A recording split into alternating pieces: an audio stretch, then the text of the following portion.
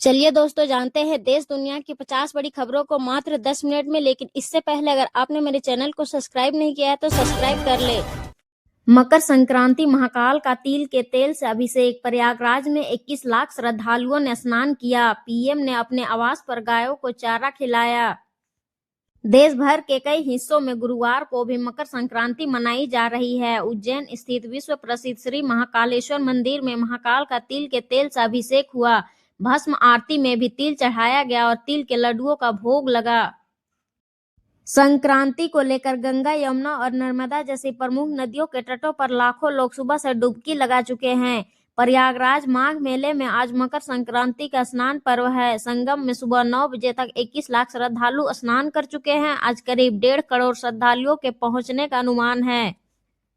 UP के वाराणसी के गंगा घाट और पश्चिम बंगाल के गंगा सागर में स्नान के लिए लोगों की भीड़ उमड़ी है। पंजाब के अमृतसर में बड़ी संख्या में श्रद्धालुओं ने सचखंड श्री दरबार साहिब में पवित्र स्नान किया। प्रधानमंत्री नरेंद्र मोदी ने मकर संक्रांति के अवसर पर अपने आवास पर गायों को चारा खिलाया। ईरान में हालात बिगड़े, भारतीयों को तुरंत निकलने की सलाह। तेहरान में आज एक साथ 300 शवों को दफनाया जाएगा। प्रदर्शनकारी को सरेआम फांसी मिलेगी। ईरान में हिंसक प्रदर्शन की वजह से भारत सरकार ने बुधवार को नागरिकों के लिए एडवाइजरी जारी की है। इसमें कहा गया है कि जो भी भारतीय नागरिक, चाहे वे छात्र हो, तीर्थयात्री हो, व्यापारी हो या पर्यटक, इस समय ईरान में है, उन्हें जल्द से जल्द वहां से निकल जाना चाहिए।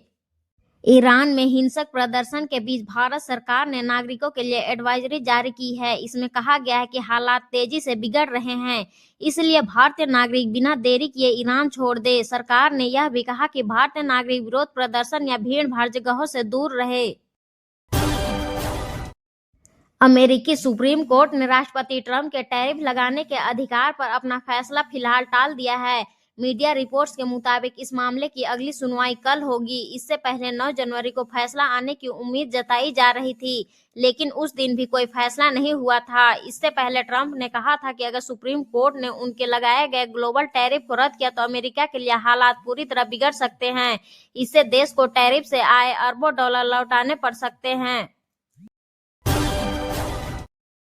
अमेरिकी राष्ट्रपति डोनाल्ड ट्रंप ने एक बार फिर कहा है कि ग्रीनलैंड पर अमेरिका का कब्जा होना जरूरी है और इससे कम कुछ भी मंजूर नहीं है। उन्होंने बुधवार को ट्रूथ सोशल पर लिखा, अमेरिका को अपनी राष्ट्रीय सुरक्षा के लिए ग्रीनलैंड की जरूरत है।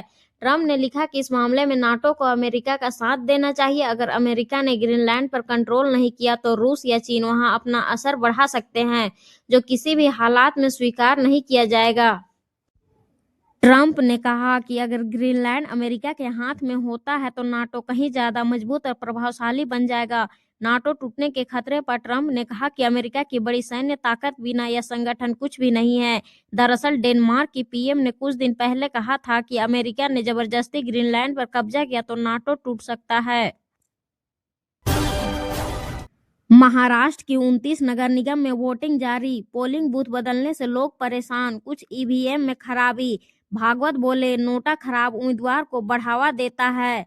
महाराष्ट्र के 29 नगर निगमों में आज वोट डाले जा रहे हैं। सुबह 7:30 बजे से मतदान शुरू हो गया है, जो शाम 5:30 बजे तक चलेगा। शुक्रवार को इसका रिजल्ट आएगा। कई वोटर्स के पोलिंग बूथ बदलने से लोग परेशान हुए।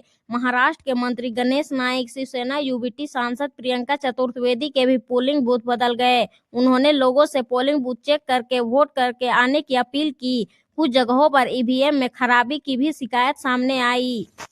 वोटिंग शुरू होते ही पोलिंग बूथ्स के बाहर लोगों की लाइन लग गई। RSS chief Mohan Bhagwat, Bollywood actor Akshay Kumar, Sunil Shetty, गीतकार गुलजार, सचिन तेंदुलकर ने वोट डाला। मोहन भागवत ने कहा कि नोटा का विकल्प अवांछित उम्मीदवार को बढ़ावा देता है। उन्होंने कहा, नोटा का मतलब है कि आप सभी को अस्वीकार करते हैं, लेकिन किसी को वोट देना किसी को भी वोट न देने से बेहतर है।